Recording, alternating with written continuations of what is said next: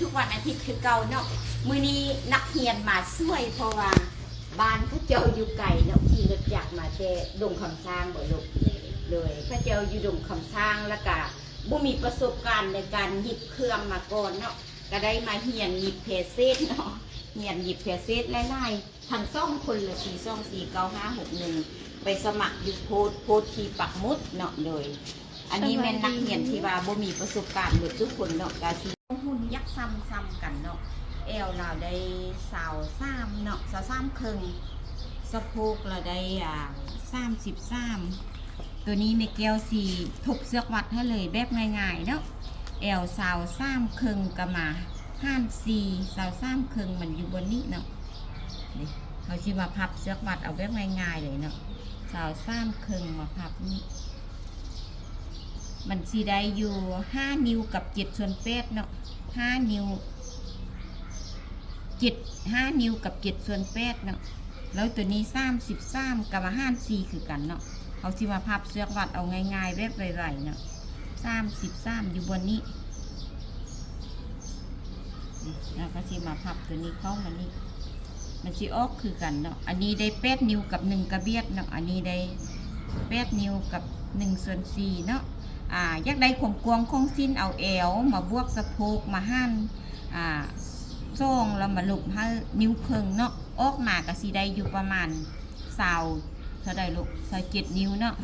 27 นิ้ว28 นิ้วเนาะแล้วมาลุกให้นิ้วหนึ่งเลืออยู่27เนาะวันนี้เฮาก็สิมาเต็มเลยอันนี้สิ้นเพิ่นบ่ได้รีดแผ่กาวอ่ะเนาะสิ้นเพิ่นบ่ได้รีดแผ่กาวมาแล้วมันก็เป็นสิ้นหน้าเพราะว่าแม่แก้วก็บ่มีแผ่กาวก็เลยว่ามาตัดเลยก่อนเฮาสิตัดเฮาเอาออกมานี่ครึ่งนิ้วเนาะออกมานี่ครึ่งนิ้วแล้วตัวนี้สะโพกเพิ่นซ่องขนนี้หุ่นยักษ์ซ้ำกันเนาะก็เลยว่าเต็มมาเบิ่งตัวเดียวตัวนี้ก็ยังเอาลงอยู่ประมาณ6 นิ้วครึ่งเนาะแอวเสาปลายสะโพก34 35นี่เอาสำนี้เนาะ6 ครึ่งนี่เขาก็คิดมานี่ก่อนเนาะแล้วบัดนี้เขามาเอาสะโพกเนาะสะโพกตัวนี้ลูกได้8กับ1กระเบียดแม่นบ่เดี๋ยวเอาตัวนี้เป็นหลักเป็นพื้นฐานเลยเนาะ8กับ1กระเบียดมันอยู่บนนี้แม่นบ่ลูกนี่8กับ2ขีดเห็นบ่มายืนแล้วก็มาขีดนี่8กับ2ขีดเอามาขีดนี่เป็นยังจังขีดบางคนขีดกับบ่ซื้อได้บ่เจ้าก็เฮ็ดเจี้ยไปช่วยมามันบ่ซื้อจำเป็นจะต้องได้ขีด2ขีดบ่เจ้าได้เส้นสะโพกแล้วเส้นสะโพกนี่มัน8 นิ้วกับ1กระเบียดเนาะบัดนี้มาแอวบัดนี้แอวเจ้าได้5 นิ้วกับ7/8 5 นิ้ว7/8หมอสิฮอด6 นิ้วมันอย่างอีก1ขีดแม่นบ่เจ้าก็เอาตัวนี้5 7/8มันอยู่บนนี้เนาะนี่อันนี้5 7/8นี่เป็นสะโพกเนาะ5 7/8แล้วบัดนี้เจ้ามาแบ่งครึ่งตัวนี้ก่อนเนาะแบ่งครึ่งนี้มานี่เอาตัวนี้ไล่เอาตัวนี้น้อยเอาตัวนี้ประมาณ2 นิ้วครึ่งก็พอแล้วเนาะนี่2 นิ้วครึ่งซะเฮ็ดเกล็ดเกล็ดล่างเนาะเกล็ดล่างตัวนี้นี่เป็นเกล็ดตัวนี้ตัวนี้เป็นเกล็ดตัวนี้ช่วงอันนี้เนาะบัดนี้เจ้ามาแทกนี่มานี่บัดนี้แทกนี่มานี่มันได้เท่าไหร่2 นิ้วกับ3/8แม่นบ่นี่อันนี้มัน2/8หรือว่า1กระเบียดแม่นบ่นี่มันอยู่3/8เนาะ3/8บัดนี้จะเอามาใส่ตัวนี้นี่นิ้วนึงนี่เอาคิดนี้เอานี้ออกเอาตัวนี้มาใส่ตัวนี้เห็นบ่นี่เข้าใจบ่เอาตัวนี้มาใส่ตัวนี้แล้วเอามาแบ่งครึ่งตัวนี้อีกบ่ตัวนี้ก็เอาลง4 นิ้วครึ่งเนาะเอาก็มาคิดตัวนี้แล้วบัดนี้เลือดตัวนี้มานี่เท่าไหร่เลือดตัวนี้มานี่ก็ตรงเป็นนิ้ว1กับ3/8แม่นบ่เจ้าก็เอาออกมานี่นิ้ว1กับ3/8มันอยู่บนนี้เนาะเพราะว่าคันเจ้าบ่เอาเท่ากันเวลาเจ้าหยิบมันก็สิบ่เท่ากันแม่นบ่เจ้าเอาออกมานี่เอาไม้บรรทัดกงมาลูก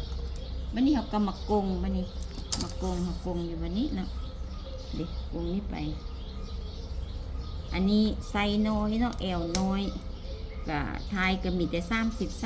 34เนาะได้แล้วเนาะมันได้2 เกล็ดนี่บัดนี้เจ้ายักได้เกล็ดทางนี้แม่นบ่เจ้ามาแทกนี่บัดนี้แทกนี่มา5นี่แบบง่ายๆเนาะนี่มันได้เท่าใด3 นิ้วครึ่งแม่นบ่ตัวนี้มานี่แม่นบ่เจ้าก็เอาออกมานี่3 นิ้วครึ่งมันอยู่บนนี้แม่นบ่นี่ บัดนี้เขาเพิ่มเกตไปทางนี้ มันได้มาตรฐานแล้วความกว้างจะได้มาตรฐานแล้วเจ้าก็มาไม้นี้นิ้วหนึงแล้วก็มาแบ่งครึ่งตัวนี้อีกบ่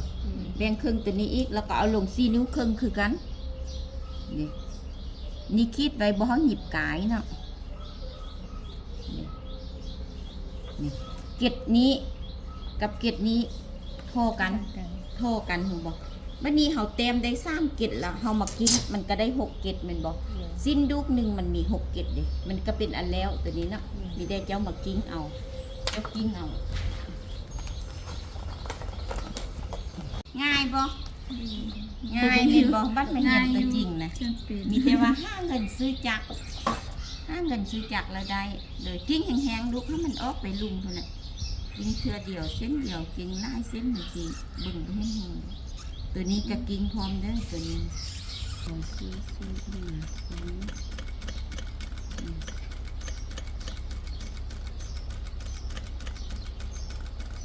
ไปเลย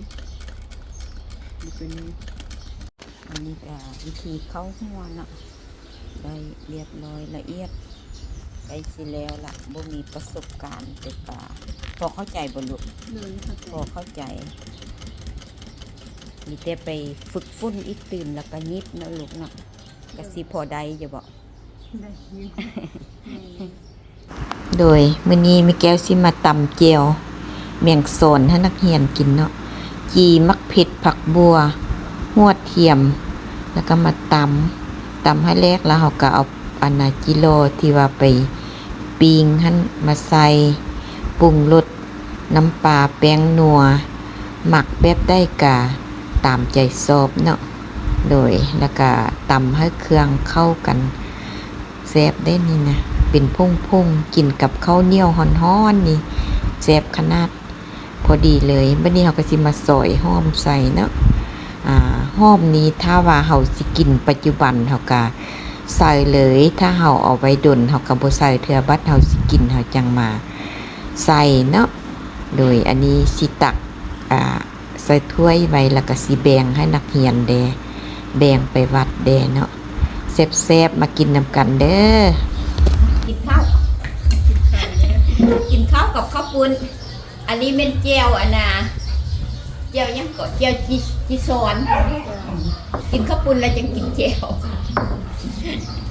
โอเคมาฮอดนี้ที่ว่าซ่องคนนี้บ่มีประสบการณ์ยังเนาะเย็บจักกับบ่เป็นกับว่าเย็บอยู่นี่สุดท้ายก็เป็นจังได๋ลูกผ่านการเรียนมาเป็นน้อยนึงก็พอเข้าใจได้แล้วก็หยิบได้แม่นบ่รู้สึกได้หยิบที่ตัวเองได้ดีใจเพราะว่าบ่เคยหยิบจักเชือบ่เคยเยียบจักที่เชือแต่ว่าก็ได้สิ้นอยู่อันนี้เอลสาว3ครึ่งเนาะสะโพก33หยิบออกมาก็สิเป็นประมาณนี้เนาะโดยได้เรียบร้อยเนาะโอเคก็มีแต่ว่าให้ลูกไปต่อยอดเอาอีกเนาะอันได้บ่ได้ก็เข้าไปเบิ่ง YouTube แม่แก้วแม่แก้วซ่อนหยิบสิ้นที่มันก็สิออกมาให้ลูกเบิ่งเนาะโดยผู้นี้ได้เป็นได้ผ่านการเรียนมาได้ฮะได้อยู่ ดีใจบ่นี่ดีใจขึ้นแรกเลยขึ้นแรกบ่อันนี้แอล24เนาะสะโพก35เพิ่นเอาสิแตนมาหยิบเนาะก็สิเป็นประมาณนี้เนาะก็สิเข้าหุ่นเป็ดเลยเนาะมีแต่เข้าไปต่อยอดเอาอีกเนาะอันบ่เข้าใจแล้วก็เข้าไปบน YouTube คือมีแก้วเว้านั่นแหละเป็นได้สิตัดเป็นอยู่บ่เป็นสิตัดเดี๋ยวเรียนรู้ไปทีละน้อยเนาะมีแต่ผู้ได้ยักเรียนกะผักเข้าเบอร์94249561แล้วมีแก้วกะสิจัดคิวให้เนาะโอเคมาฮอดนี้กะสิหมดคลิปแต่เพียงเท่านี้แหละขอบใจหลายๆที่คนเข้ามาชมแล้วก็ผู้ที่ยักมาเรียนเนาะโอเคบ๊ายบายใจแม่แก้วหลายๆเด้อเข้าใจเช่นกันไม่ได้ไปต่อยอดหมู่ให้เลยไม่ได้ไปต่อยอดเอาเนาะ